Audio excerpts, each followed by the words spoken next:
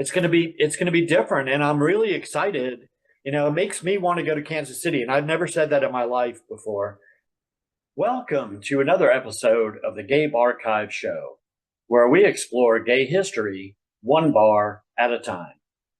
I'm your host, Art Smith, and today our special guest is Lance Pierce, who is undertaking a brand new venture in Kansas City, Missouri. So, welcome to the show, Lance. Yeah, thank you for having me. I'm super excited to be here. And I love that you Hey. love so many disco balls in the back. Yeah, I have a My few. vibe. I need to get more. I'm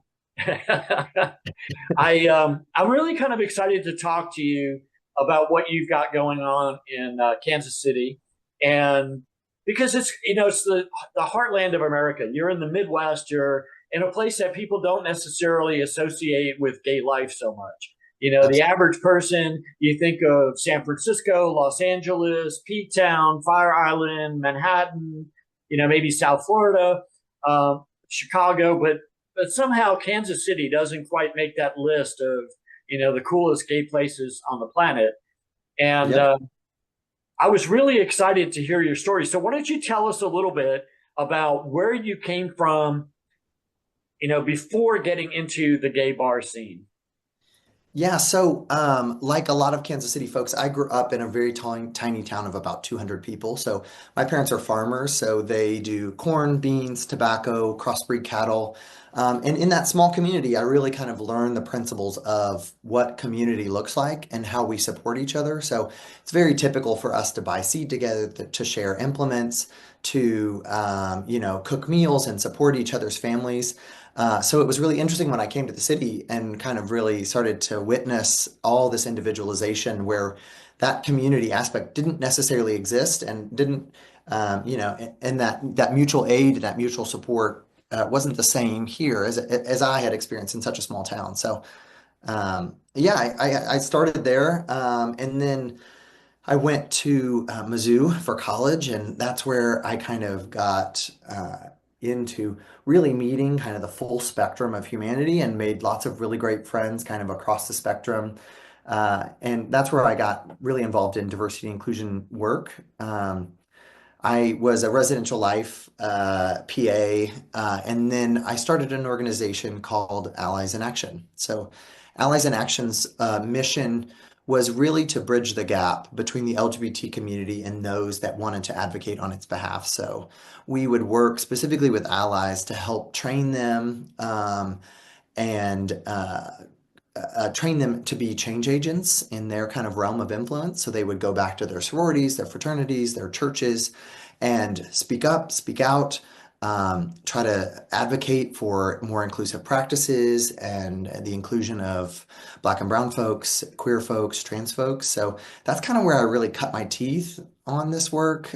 We would do large scale demonstrations to bring awareness around LGBT suicide and the impacts of homophobia, and partnered with a lot of different organizations across the campus. So, and then after that, I in 2009 I graduated, and then I started a job at Hallmark Greeting Cards. So that's where I worked there for 8 years, and there at Hallmark we essentially study every single day, 40 hours a week, the how humans connect, and understanding the emotions and the universalness of human emotion and love and weddings and pretty much all of the most important connected holidays. And so that really helped to, shape the way that I see the world and the way that I understand human connection and how social systems work, operate, and can be nourished.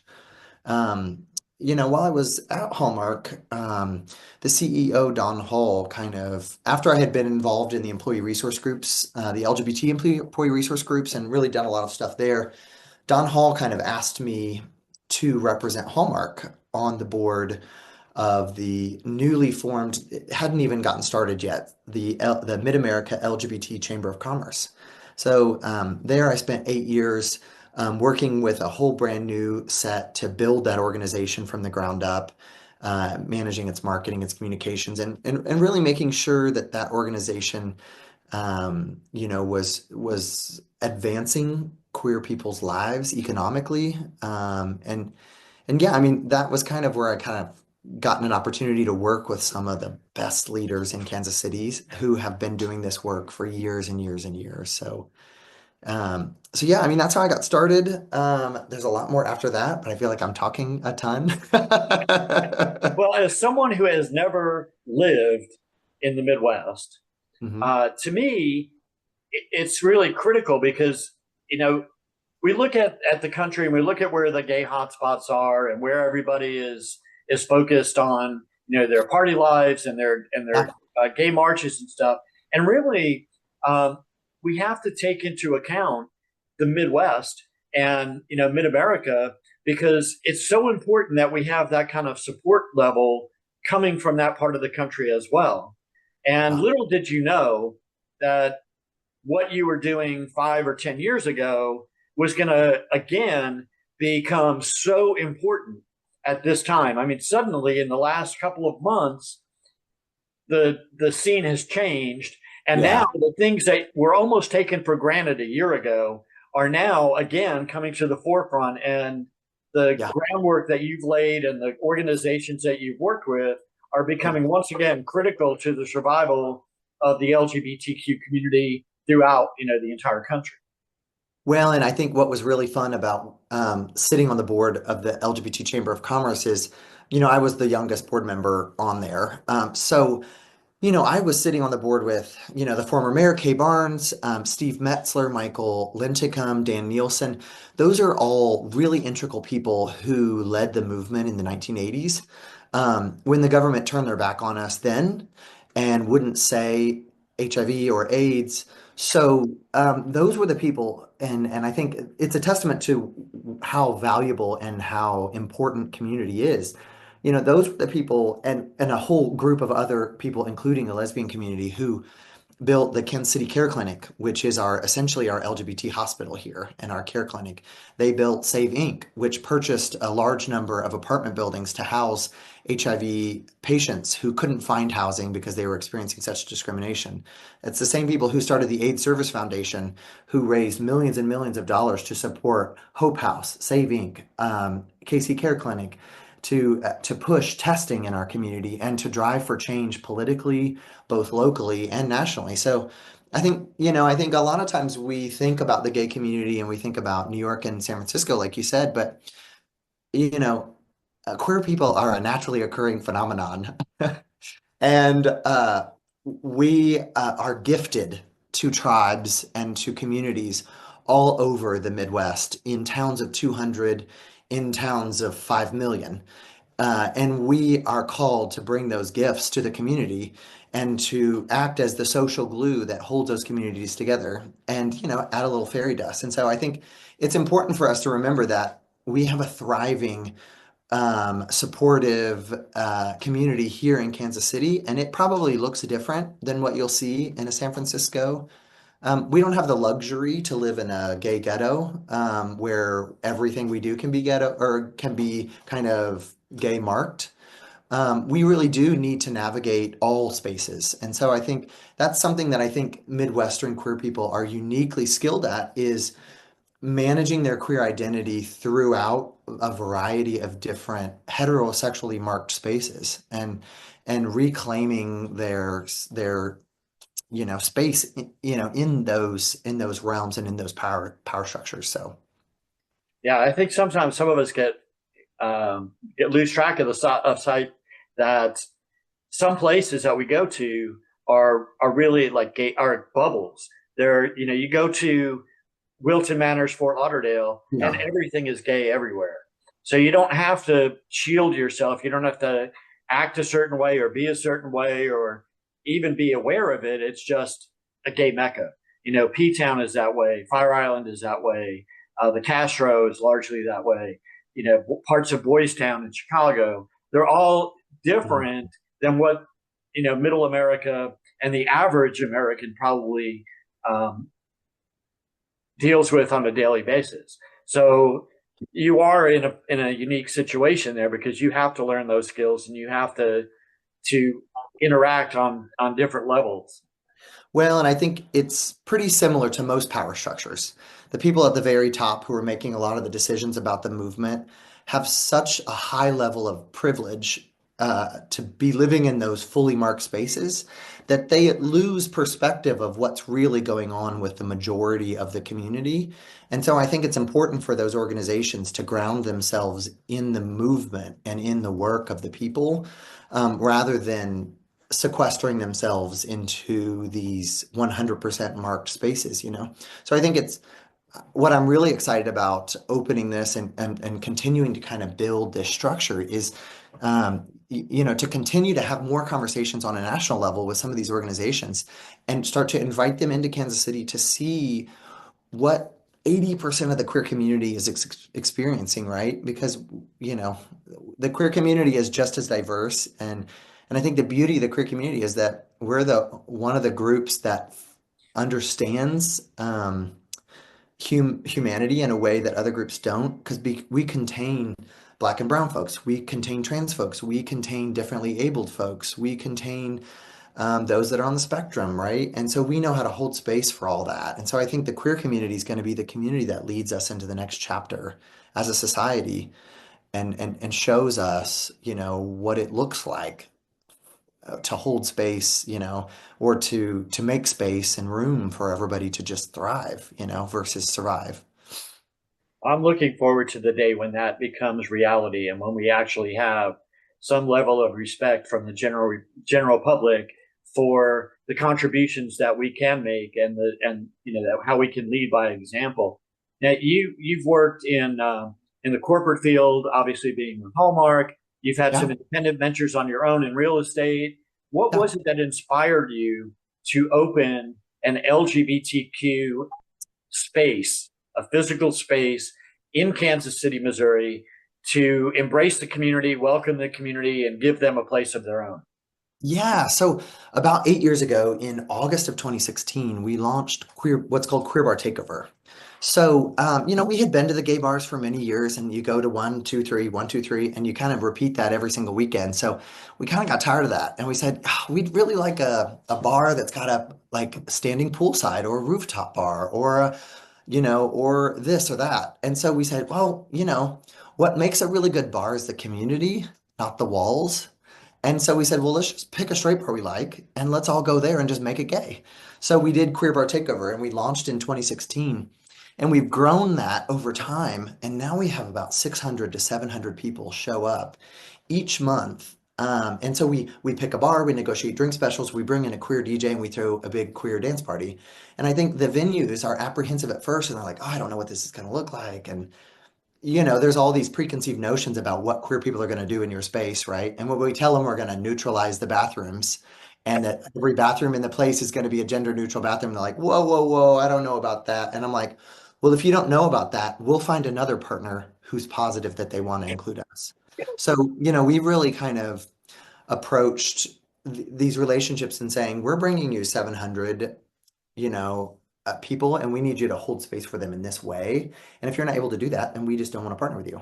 So, but the beauty of that is like an hour into the event, they're like, wow, everybody's so nice, everyone's so kind. Like queer joy is infectious, and it's just something that like takes hold of a space.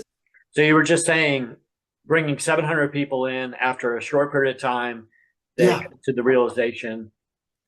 Yeah, and they're like, "Can you guys come back next month?" Like, you know, because queer people support the bar staff really well. They tip really well. You know, they drink a lot, and there's not any security issues. And also, they're just like dancing fiends, and they just have such a ball. And everybody involved is like, "God, you guys are such a fun group." And so, I think what's been really nice is it's been this opportunity for us to build these strategic partnerships across the city. So, over 8 years, we've been able to host at 100 different bars. Um, Wow. which has been essentially a focus group. So I take the gay community, I put them in this bar, and then I ask them, what do you like? What do you dislike? And then I learned so much about what the queer community wants to see. So when we opened our own bar, I had all this data and all this feedback from the queer community of what they like and what they don't like, not conceptually, but like actually. So that's really what's informed the work that we've done. So we did Queer Bar Takeover, and then a lot of other people were like, "Hey, I'm doing this event. Would you guys advertise it?" And then that kind of got too messy, so we created another brand called Queer Connect. So that's our shared community calendar. which allows anybody who's organizing. We really believe that trans people should lead trans people and black people should lead black people. And so instead of us altering those messages, we just megaphone the work they're doing and allow that leadership structure to stay intact. And we just push the message out. So, and that streamlines communication between organizations and reduces conflict when people overbook each other. And then also just starts to create a more collaborative community that works together. And it's like, oh, we're doing similar events. Maybe we just collaborate. So I think one of the things is sometimes you'll find in a community that a lot of the leaders don't actually know each other. And so our Queer Connects focus is really about unity, collaboration, and creating a more connected community. So, the calendar was the next thing that we made. The next thing was Project Queer Visibility. We partnered with all the different districts across the city to showcase Pride flags during Pride Month, to showcase that we were reclaiming those places as ours and reclaiming those as safe places for queer people. So we did that, and then also we distribute about 3,000 Pride flags citywide a year. So that really gives queer people an opportunity to, again, be that change agent on their block. So they put that pride flag out on their front porch, and that starts a conversation topic. And, when people are walking by, that can start to be a change agent and just say like, oh, I didn't realize queer people lived in my neighborhood. And so there was that aspect. And then after we built that program, we built what's called Queer Dinner Club. A lot of the introverts and a lot of the more seasoned folks in our community said, I love Queer Bar Takeover, but it's a huge, loud dance party, and that's kind of for the kids. And then the introverts were like, yeah, I don't do well with big groups. So we developed the Queer Dinner Club, which really, so we buy out a restaurant, and we seat people at tables of 4 to 6. We give them a series of conversation topics. And this really provides, and it's an hour and a half long dinner. It provides an opportunity for people to genuinely connect over an hour and a half. There's a bid for connection, there's a confirmation of that connection. There's another bid for a deeper bid for connection and a confirmation. And so you'll find that these connections start to get deeper and deeper and deeper. And I think what's been really exciting is weaving back together some of these really wise and seasoned folks in our community and reconnecting them to this young, energetic, new person coming up, right? Sometimes I think I can definitely speak for myself. I'm so glad that I had more seasoned folks in my life when I was younger to help kind of point me in the right direction, because having a lot of energy and a lot of anger misdirected can become very harmful, both to yourself and to the larger community. So I think having respect for our elders is something that I was raised on, and making sure that we're taking care of our elders and our more seasoned folks and the folks that have contained a lot of the wisdom of 50, 60, 70 years worth of this organizing, and kind of that group of shoulders that we're standing on. So yeah, that was that program. So that was kind of all the stuff we've done. So then, so through those Queer Bar Takeovers, I had an opportunity to partner with Brett Allred, who owns about 10 straight bars, both in Manhattan, Kansas, and in Kansas City. And he said, you've got a really great thing here. Have you ever thought of opening a bar? And I said, yeah, I've always thought of it, but I just don't want to be up at 4 in the morning counting tips. I'm really a community focused person. I don't, you know, opening a bar is not something on my bingo card. And he's like, well, I'm good at it. So why don't we partner, and I'll run the bar and you manage the marketing, branding, community, and entertainment. And then, because he knows how to run, I mean, he runs them like a machine. So that kind of began the beginning of a partnership of opening our own bar in Westport. So from the onset, this Q Kansas City has been some sort of a collaboration with someone who is actually an ally of the gay community and has operated bars around the area. When you were doing your bar takeover series, did his bars participate heavily in those? Is that how you got connected with him?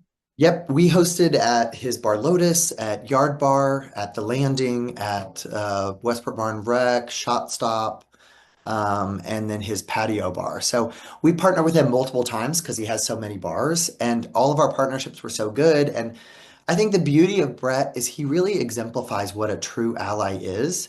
He comes to the table and says, one, if you say that this is what the community needs, I believe you. Cool. You know best.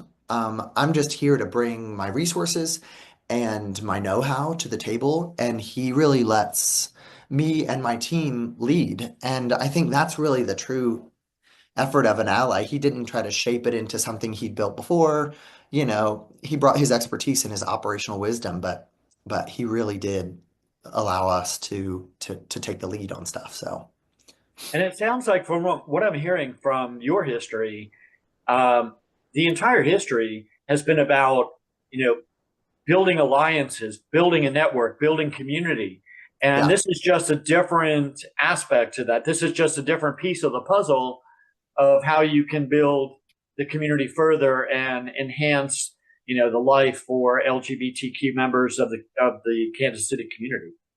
Yeah, and I think here in Kansas City, in my personal life, my family are all agriculturally based. They vote Republican any chance they get. And they're very supportive of me at the same time.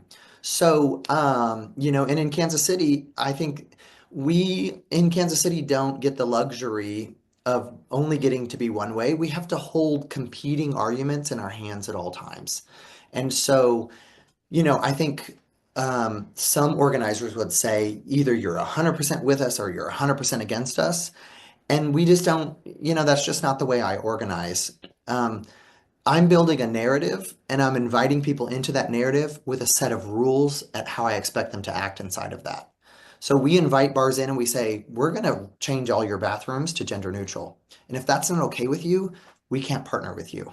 You know, we don't need you to do everything, but for us, this is what we need you to do. And so I think what's really important to remember is I think if you give people an opportunity and you set out really clear expectations, more than likely they're always really willing to help. And so, I think what's been interesting is when we opened this bar, we went back and met with a lot of the bar owners and said, hey, we're opening a bar. We'd love for you to give us advice on what's your best sellers. How have you driven like event business? What kind of DJs have you used? And how do you measure what works and what doesn't work? And they were all like, opened up all their books to us and were like, oh my gosh, we'd love to help you. We're so excited you're doing it. We're so proud of you. And I think that's the key to building strategic partnerships is it's about pushing value out into the community first and foremost.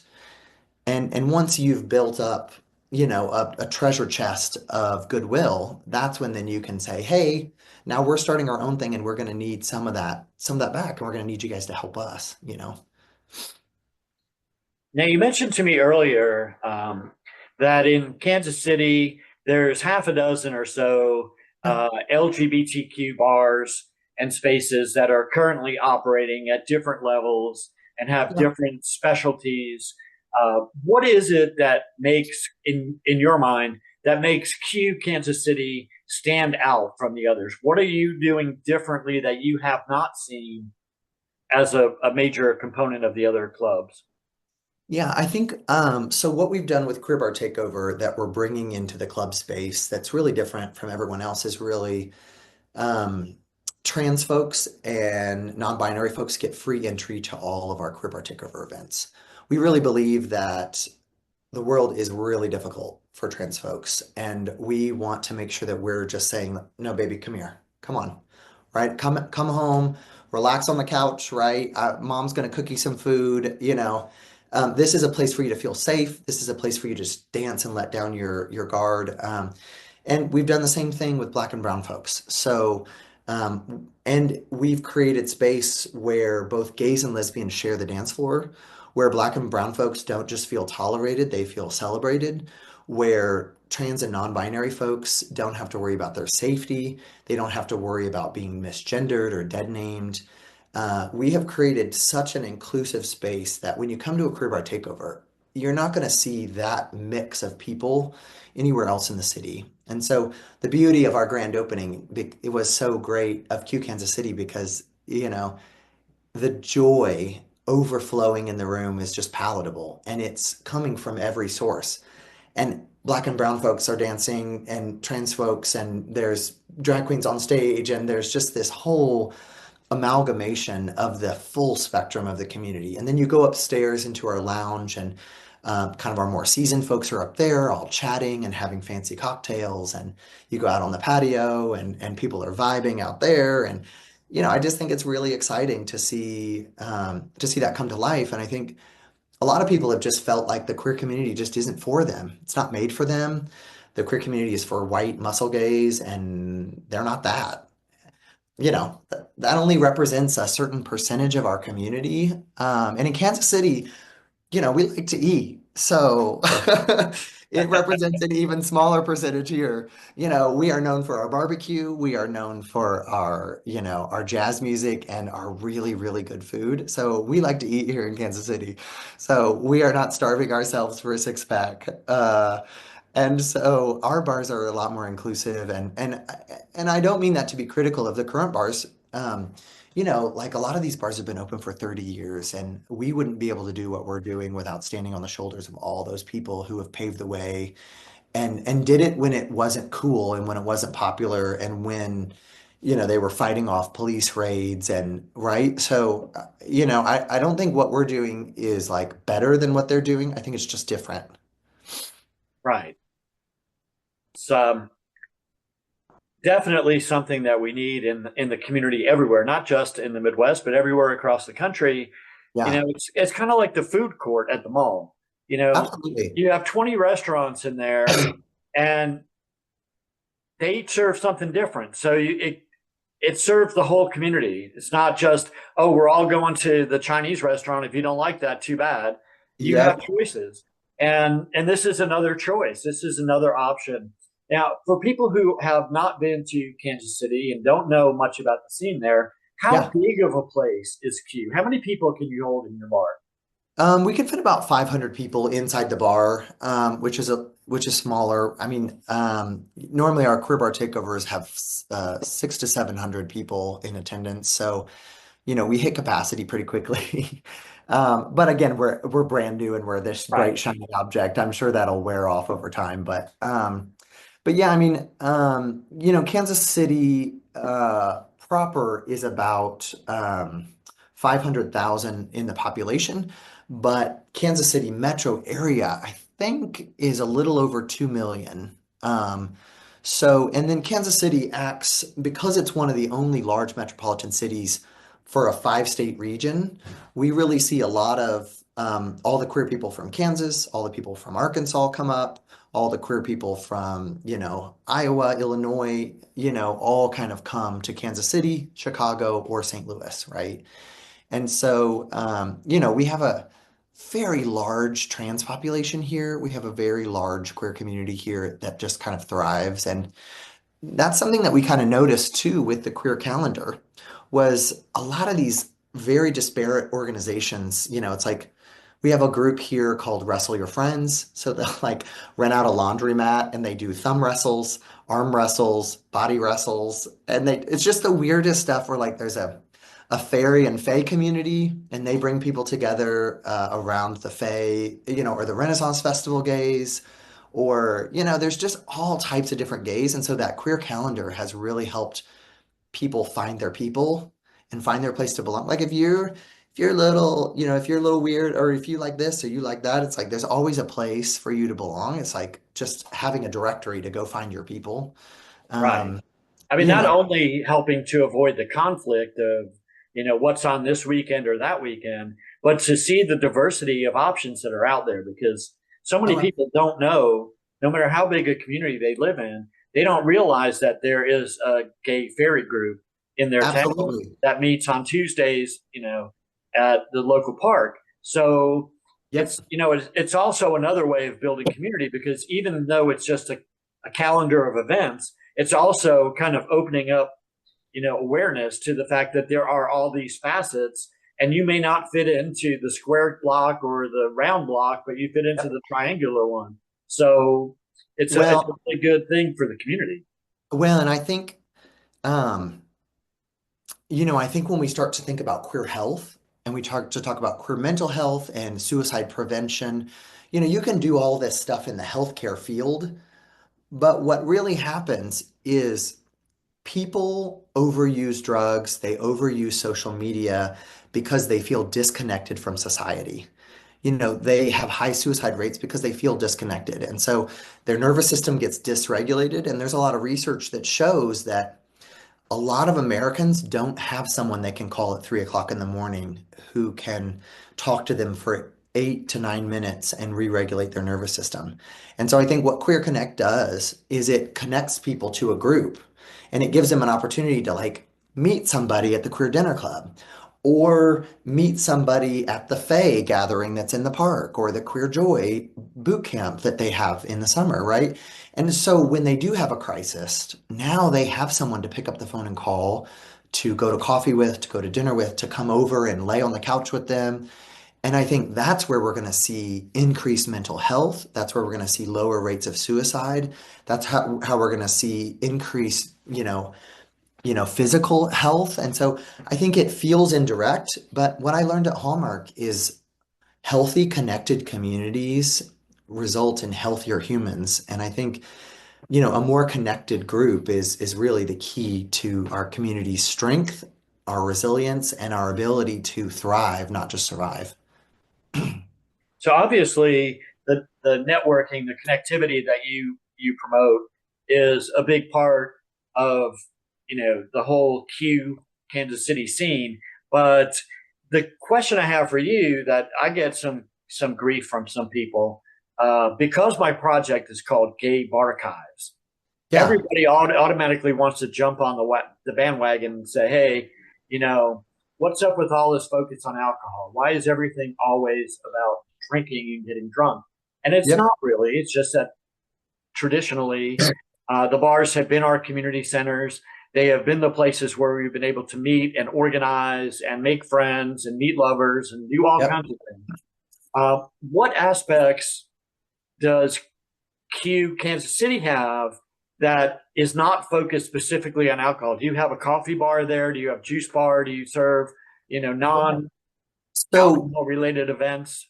yeah, so again, the Q calendar, they've got kung fu classes, they got self-defense classes, there's yoga, there's picnics in the park, there's all that stuff on the Career Connect calendar.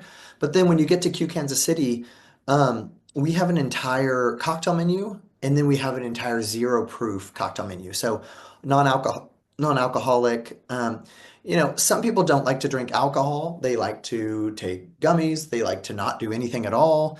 And so we really want to make sure that this is more of a third place. Right now, we've only been open for 4 days, 2 weekends.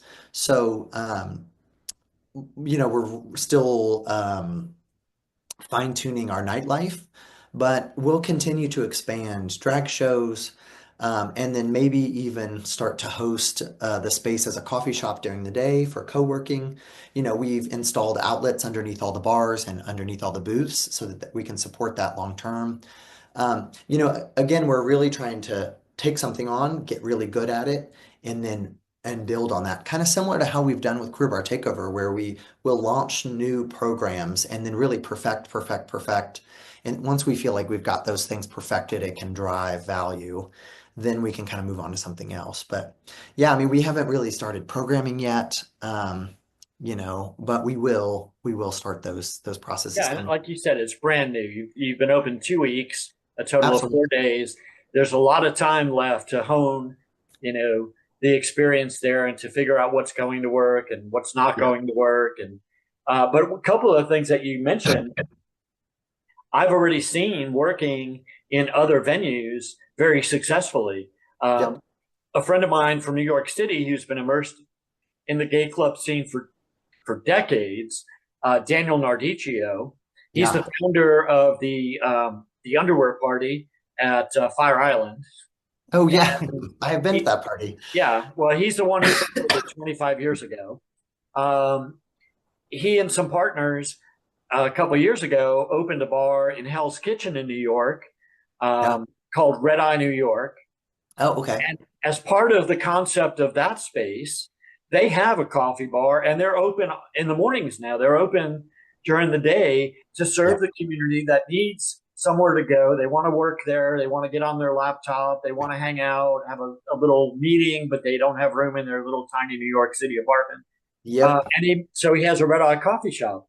And he recently took over the operation of the Ice Palace on Cherry Grove in Fire Oh, Island, yeah. and they're opening a Red Eye coffee shop there as well for the same reason, so that during the day they have a place to hang out. The Yeah, two women I absolutely. mentioned to you earlier, who opened As You Are Bar in DC, have the same concept. They have, a coffee bar during the day, and Yep. I guess light. I think they have some light food options, and you can go there and plug in your laptop and hang out and work, and Yep. a full non-alcoholic menu. And they also have, which I'm seeing a lot in a lot of these different bars that are opening up to the entire community.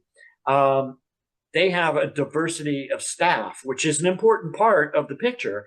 You can say we accept brown and black people, we accept trans and queer people, non-binary, but if all of your waiters and all of your bartenders and all of your staff are white muscle boys, they're never going Absolutely. to feel comfortable.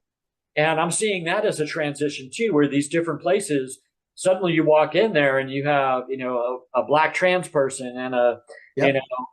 Hispanic non-binary cashier and somebody else. And it's a whole blend, which Absolutely. shows the community that they are welcome there, because obviously their people like them are working there. Yeah. Yeah, and I think that's what we've done at Q Kansas City. So to your first point, I think what we're going to do. So my business partner Brett Allred is a big advocate of cold plunging, saunas, and Wim Hof breathing techniques. So he's certified in all of that. So I think we're going to be launching a Saturday event where at 10 o'clock for, the people who are like, I don't want to stay out till 3 a.m. I want to be in bed by 10. I Right. want to get up on a Saturday and then I want to go do cold plunging and saunas and maybe we've got an LGBT yoga group here in the city that we'll probably bring in and then meditation and all that stuff that we can do on Saturday mornings or we've talked about moving our day times into coffee shops as well. But yeah, and in relation to the staff, I mean. I think that's one of the key things that we have focused on with Queer Bar Takeover and have continued to do with Q Kansas City is our staff is equal representation of trans folks, Black and brown folks, Hispanic folks, right? Uh, uh, Women, both in our security and in our bartenders, because I think, and also when we designed the space, our design team, Will Brown and Abraham Cologne and Michael Ong, all represented different, ethnicities and cultures. And I think when you build a really diverse team, you don't need to be like so forced about inclusion. It just naturally occurs because the way that the culture that you grow up in naturally expresses itself in the way that you are creative and the way that you serve clients. And so I think when our community has a problem, they typically go to somebody that they trust, right? That looks like them. And in the queer community, it's small enough here that that black or brown person that's at the bar is also a part of this circle of people. And so when there's questions about the bar, they quickly go to that person and say, well, what about this? And they're like, well, here's more of the details of what really is going on there or whatever. So I think it makes people feel like there's more representation. And if we have respect enough to employ people and help them thrive, we're giving back to the same communities that we're serving. And so I think it creates this cycle in this community where the dollar bill stays within the queer community and is equally distributed to all communities. So yeah, I think it's extremely important and something that we've continued to stay focused on. Yeah, it's really refreshing to see somebody that's so concerned about inclusivity Yeah. in the community, both with their other projects, with your calendars and everything else, but also with Yeah. the actual physical bar.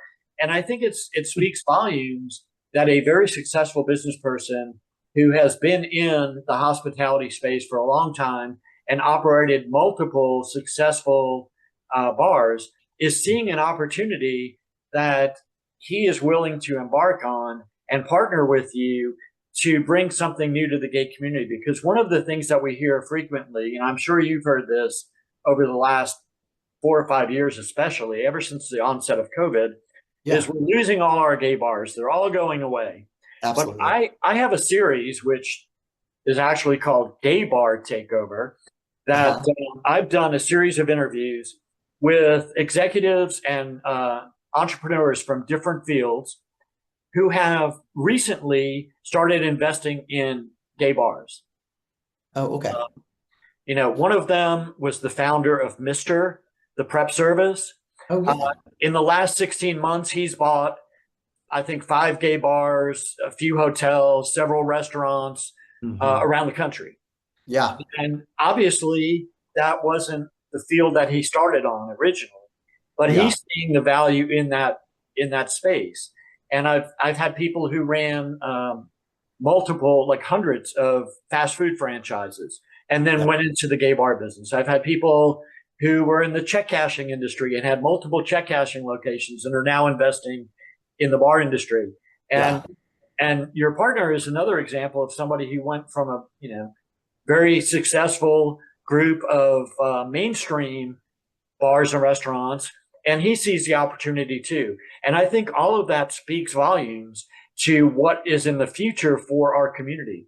If there are people out there who are not just the neighborhood drunk who decided it would might as well just own a bar and sit on the end bar stool drinking beer all day, but Yep. people who are legitimate businessmen who have, explored the options and Yep. are willing to make that investment and bring something new to the community, that says a lot about what we can hope for in the coming years in our community. Well, and we built Q Kansas City to be a really great bar that happens to serve the queer community. Um, we wanted it to be a first class nightclub that no matter who walks through the door, they're like, this nightclub is unreal. Like, this is amazing. And then it also just happens to serve queer people, right? We didn't want to make any exceptions to that, so it's something to be proud of. It's something that's absolutely gorgeous, and the way the space is laid out. I mean, I can kind of walk you through maybe a little bit of it to kind of paint the picture, but Sure, and yeah. I'll include some pictures in the video so people can see it as well. Okay, yeah. Yeah, I mean it's fun because the building is the oldest building in Kansas City. So uh, our building, along with Kelly's right next door, was a general store. So before you would head west, you would come to the general store and you would buy all the supplies you needed to fill your covered wagon before you headed out on the journey to the west, which nothing existed out there. And so, I think it's really cool that we kind of have established the queer community in one of Kansas City's absolute oldest landmarks, and really speaks to the evolution of the city.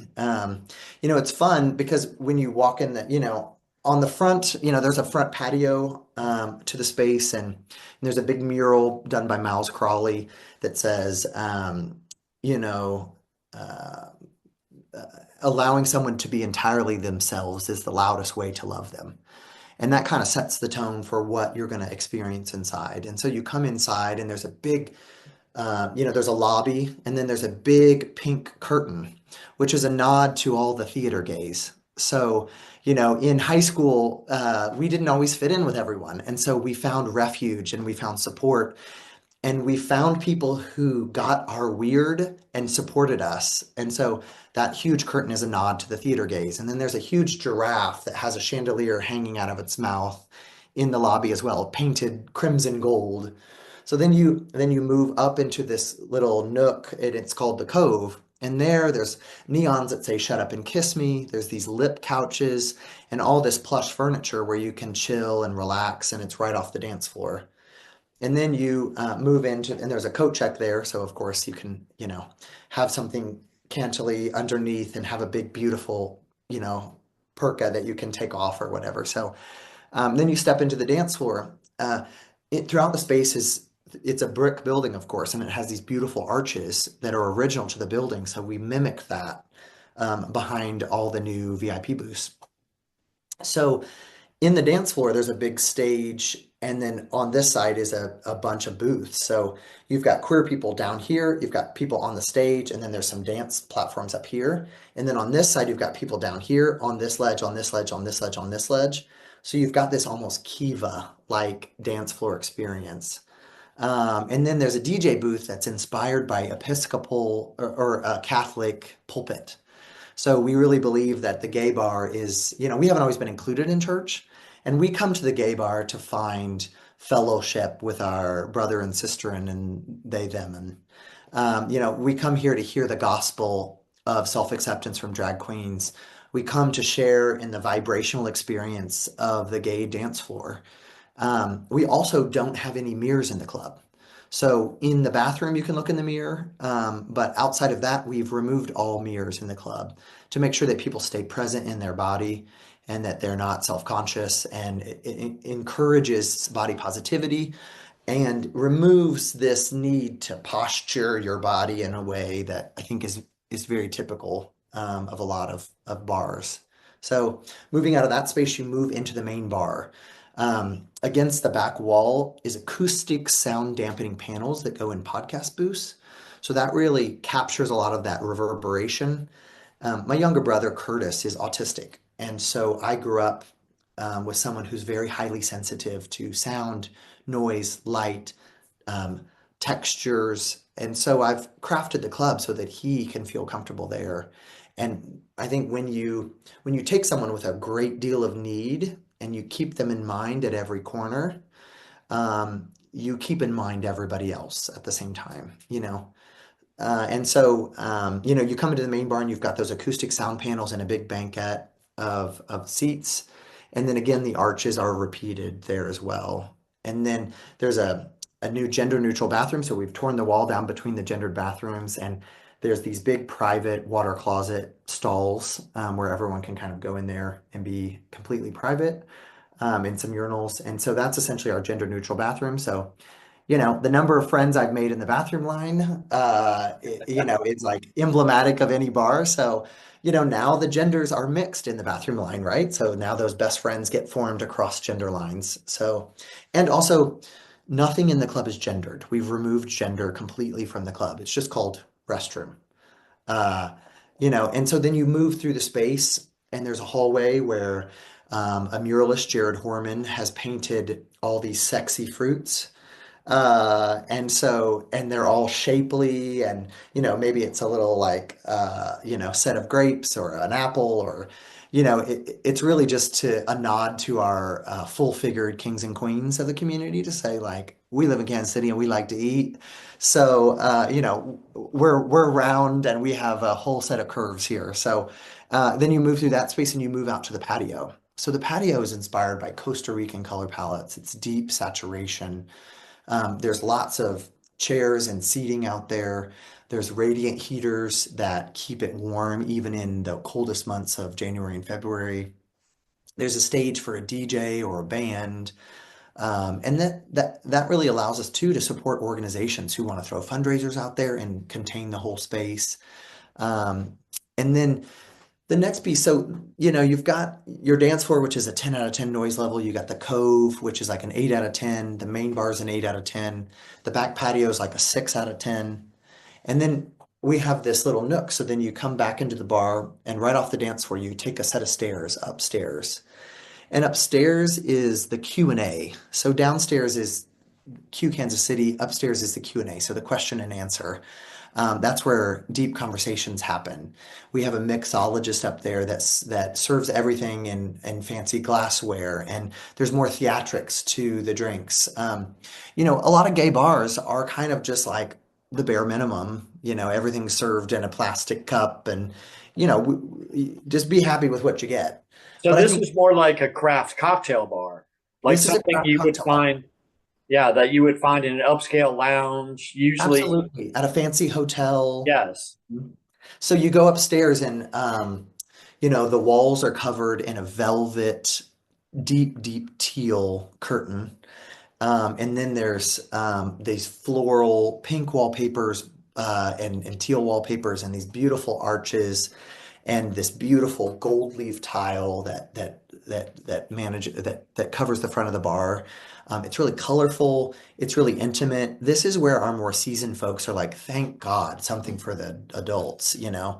I can get up. The noise level is like a 5 out of 10. The music just is kind of like it's a vibe up there. We manage the capacity so it never gets too crowded up there. You have a place to sit down. That was the lesbians also told us, I want to sit down. I want to be able to sit with all the friends that I came with, and I don't want it to be sticky. So we were like, and they said, if you could get us some snacks, that'd be great too. But we were like, well, we don't serve food. But so yeah, the upstairs, and we've got mixologists on staff up there, a full cocktail menu. And again, our full cocktail menu also comes in zero proof. So we've partnered with a company called Seedlip. It's a non-alcoholic liquor, essentially tasting thing that we allows us to make all the same cocktails with non-alcoholic. So that way we can support our sober community or just our community that doesn't want to drink tonight or ever. You know, and so up there is also another bathroom. And then we also have what's called the glam room. So it's got lots of well-lit mirrors so that you can, you know, fix your makeup. You know, our trans community can go in there and retuck if they need to, or our drag queens can go in there and get their makeup ready if they're going to be doing a show. It's a powder room slash glam room that anybody can use when the drag queens aren't using it. And really just kind of take some pressure off the bathroom. So, but yeah, I mean, that's kind of a summary of the space. Each space kind of serves a different need, has a different noise level. Upstairs doesn't have any flashing lights either. It's just a dim kind of vibe. So that way, if people have any visual sensitivities, they can go upstairs. At the front desk, we also have a whole thing of earplugs. So for people who have auditory sensitivities, they can put earplugs in to dampen down some of the noise. That way they can still participate in the dance floor if they have auditory needs. So again, you know, it's a trauma-informed space. Every single detail has been thought about and put through the lens of, you know, once we've come to a decision, then we take the black and brown lens and go through it. And we take the auditory sensitivities lens and go through all the decisions and the visual sensitivities. And I think when you do that, you start to think, oh, all we have to do is just tweak this a little bit. Oh, and now it satisfies this group. We also did over 300 tours of the space. So the first demolition started on June 1, and then we launched on February 14th. And so every couple of weeks, the community came through. We brought almost every community leader in the city through individually to ask, what does your organization need this space to satisfy the amazing work that you're doing? And then we also did larger community tours where people came through just to see what the before was, and then just to kind of share in the excitement of like, oh, the new tile's gone in or the new furniture's arrived. We also shared every single step of the way with the community. So we are a community-driven bar, and we will be held accountable by the community. We are not here to be defensive or, you know, try to justify any actions that we take. We are simply failing forward, and we're here to say, oh, yeah, thank you so much for that feedback. Here, we're going to take accountability for that mistake we made. We're going to then ask for advice and say, here's kind of what we're thinking about how we fix that. What do you guys think? Oh, yep, yep, yep. Okay, great. We're going to implement that. And now that never happens again. So, you know, while I was at Hallmark, I worked on Lean Six Sigma teams to streamline manufacturing, streamline the processes that we do in the creative departments. And so I really have a mind for process, and so does my business partner, Brett. And so I think we're systematically baking in inclusion to the way that we operate the business. And when something breaks, then we identify the problem, we identify the solution, and then it never breaks again, right?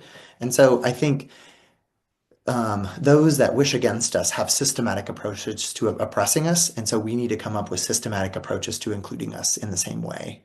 And I think when you use filters of inclusion, it doesn't diminish anyone else's experience. It only elevates it because you've thought about all the other experiences. So sometimes I don't feel great and I have, you know, visual sensitivities or auditory sensitivities, you know, and that's just one day of the year. But some other people have it 10 days of the year or 60 days of the year, right? So, you know, it supports everybody's needs. And so, yeah. that's a lot of the frou-frou stuff that I think a lot of people don't take very seriously. But I think when you do take it seriously, that's when you can really start to see, people come out to the bar who don't go to gay bars because they're like, they're just not for me. So I think when you come to Q Kansas City, you're going to see a group of people that you haven't met anywhere else. And you're like, where have you guys all been hiding? I've lived here for 10 years and I've never seen you out at the bars. And it's like, they're just not for me. So I just don't come. So Well, wow, this has been quite the learning experience. I was excited about the fact that there was a new bar opening in Kansas City. I was excited about the fact that, it had a lot of interesting components to it. I've seen some of the pictures of the spaces, and yeah, everything was very, reassuring that this was going to be not your average gay bar. yeah, But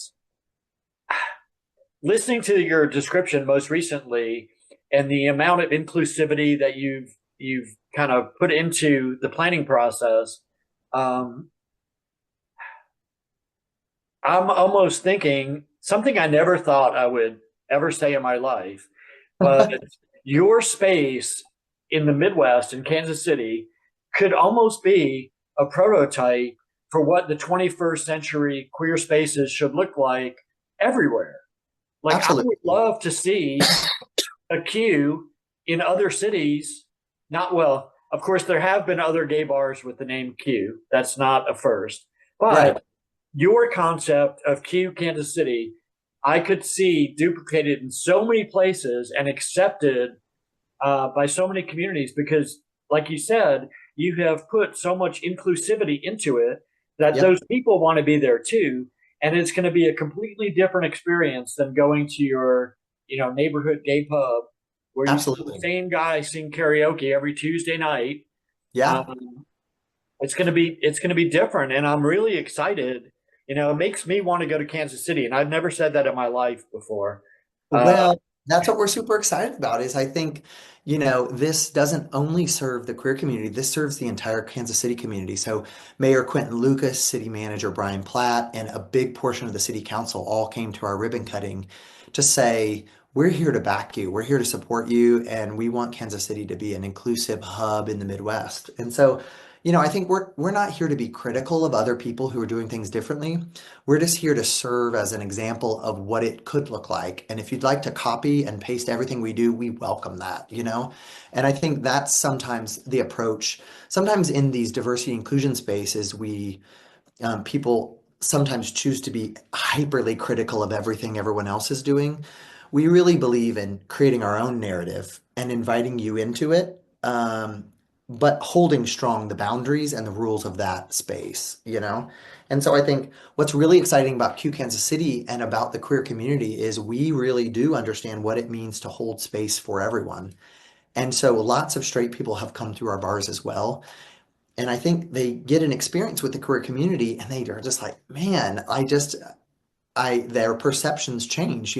Maybe they grew up in a town of 200 people and just really didn't know a lot of queer people, but then they come to Q Kansas City and have a really great time 2 or 3 times a year, maybe. And that changes the way they vote in that voting booth. And so I right. think, when people come to Kansas City, we're reclaiming space physically, but we're also reclaiming space mentally in the minds of voters and in the minds of those people making decisions. So I think they think twice when they are, we've made so many strategic partnerships across the city that, I think it's just going to be this great opportunity to continue to kind of create a deeper community where queer people are at the center of it, not as a secondary, Absolutely. And I so think what you're going to find too is, because of the way you've built this project, a lot of people who are not gay and have never really considered themselves allies because they haven't known very many queer people, yeah, but maybe they have an autistic partner or they have, a yep, partner who is sensitive to light. Maybe they're prone to seizures or something. Whatever the yep, situation is, if they come into your space and they see that somebody who is so focused on inclusivity has made an allowance for that, it gives a yeah, different perspective on the queer community as a whole. And absolutely, and those people then become less resistant to queer concepts. They become allies because Yep. they now understand, yeah, it's not just about whether a guy in a dress can go into this bathroom, but it's Yep. also about whether somebody who, is prone to seizures or somebody who's overweight or has, other disabilities or, Yeah. we're accepting all these people. Well, And I think it's a great example. Like when my younger brother Curtis needs to go to the bathroom, he needs help. And so when my mother's with him, she has to take Curtis into the women's restroom, right? To support him to go to the bathroom, right? And so Curtis isn't gay, right? My mother isn't gay, but that unique need, gender neutral bathrooms are just more supportive of people with disability who need help in the bathroom.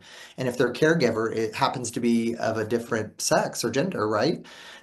Then you know what I mean? It's these like bathroom bills and all these anti-LGBT things, they're for all kinds of people. I think what was really interesting about the movement for same-sex partner benefits is the people who claimed those benefits far exceeded queer people. The number of straight people who claimed same-sex oh yeah, benefits far exceeds the number of queer people who've claimed them because there's a larger number of them.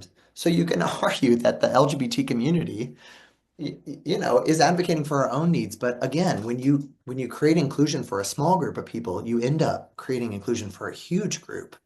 And so inclusion is not bad. It's what do they say? Like get woke, go broke or something. And it's like, okay, I've never heard a business say, oh, I don't want that consumer in my business. It's like, right.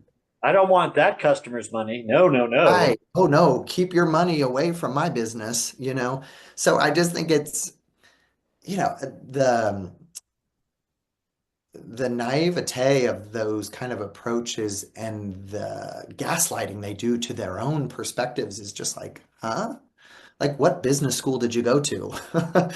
Like what, I don't know where, but anyway. So, I think it's, again, not being critical of other people and the way they do things. We're just saying, well, we're clearly successful doing it this way. So maybe if you want your bar to be successful, I would recommend you do that here. And, I think a lot of business people would say, are you going to shut down the queer calendar? And it's like, absolutely not. Any organization, any bar who wants to compete on holding space for queer people, we're here to support them. And we're here to use our megaphone to say, if you want to go to Nighthawk, a straight hotel, owned by the Hilton Group, to see a drag show, please do that. If they're holding space, if that's your place to belong, or if you're a picnic person, go do that. I think it's a different perspective of we don't need we don't need them to lose so we can win. Right. It's an abundance mindset where there are so many queer people and there are so many allies that want to engage. So there's so much opportunity to be had that we can all share in it. Absolutely. And I am So so glad we had the opportunity to talk about your project in Kansas City, what led you there, and what it is now. And I certainly hope that anybody who sees this video will make an effort to learn more about what it yeah, is that you're doing there and to go visit if they're in the Midwest and check out the bar, see what it's all about because I think this is a great model for what we can look forward to in the future. And I certainly hope that you have yeah. an abundant amount of success.